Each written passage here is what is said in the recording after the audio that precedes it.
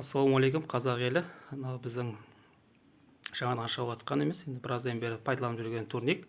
Бұлардың көбінесе интернетте алатын болса бағасы өте қымбат, екінің бірі қолынан келе бермейді.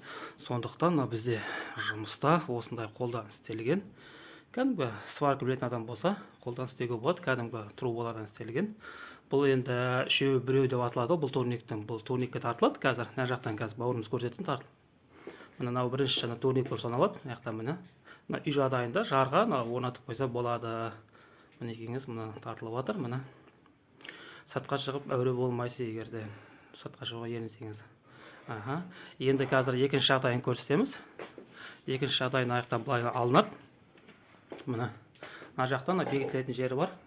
Мына екінші жағдайда болады. Уже қазір брусьяны ұрасыз. Мысалға брусьяда міне брусья тартылып жатыр. Қазір осы тұрған кез міне. Үйіңізде де мысалы эконом болады.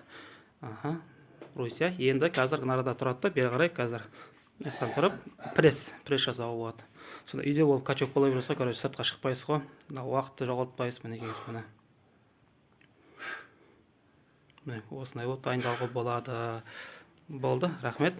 Енді бұны таныстырып өтейік. Ешқандай қиыншылығы жоқ. Егер де сіз математикадан шамалы хабарыңыз болса, және де сваркадан хабарыңыз болса, осылай жасауға болады. Бәріден мысалға материалдың бәрін қарап отырсаңыз, қарапайым.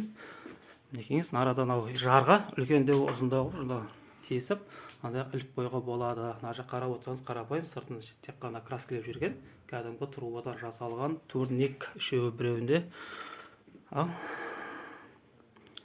Сау болыңыздар. Жақсы.